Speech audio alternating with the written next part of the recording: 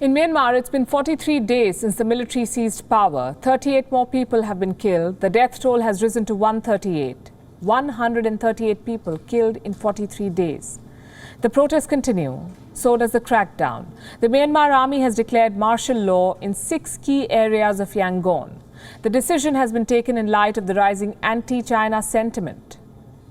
On Sunday, several Chinese-funded factories were vandalized and set on fire. Reports say some Chinese workers were also thrashed. Beijing is now increasingly being seen as the facilitator and supporter of this coup, an accomplice of the military junta, and the single biggest threat to the pro-democracy movement in Myanmar.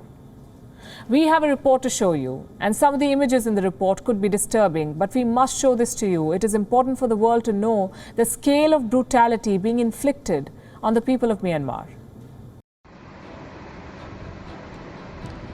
This video has been released by the Global Times. It shows Chinese factories in Yangon being set on fire.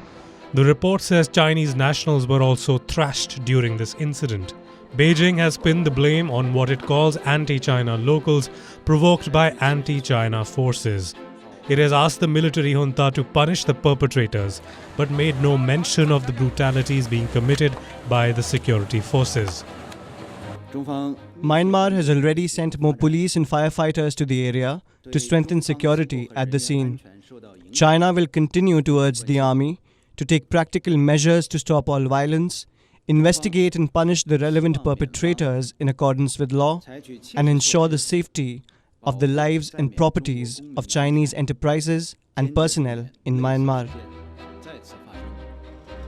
Here's what this led to. The military junta has imposed martial law in 6 key areas of Yangon: Lang Thaya, Shwep Yi Thar, North Dagon, North Okalapa, South Dagon, and Dagon Sekan.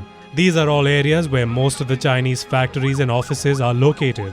The imposition of martial law here means that the military now has the full administrative and judicial authority over these areas. And this is how that authority is being imposed, through torture. This video from Yangon shows police officers beating and kicking a female protester.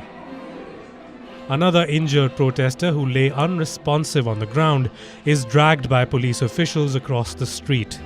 He has been identified as a 17-year-old university student who later succumbed to his injuries. A total of 38 people were killed in police firing on Sunday, the bloodiest day since the crackdown began. Public funerals like these have become a frequent sight in Yangon, as parents of those who died weep uncontrollably.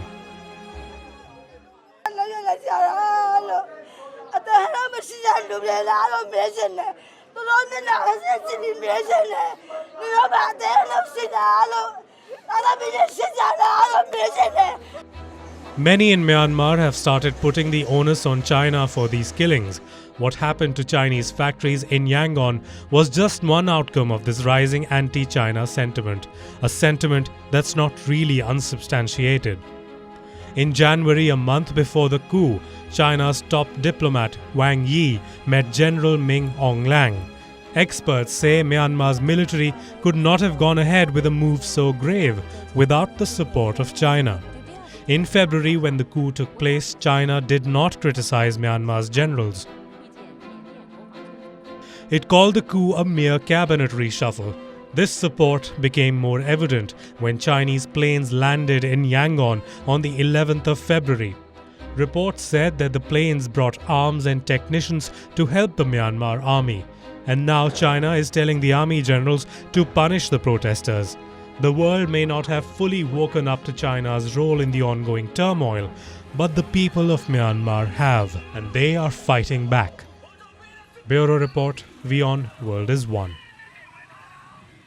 WION is now available in your country. Download the app now and get all the news on the move.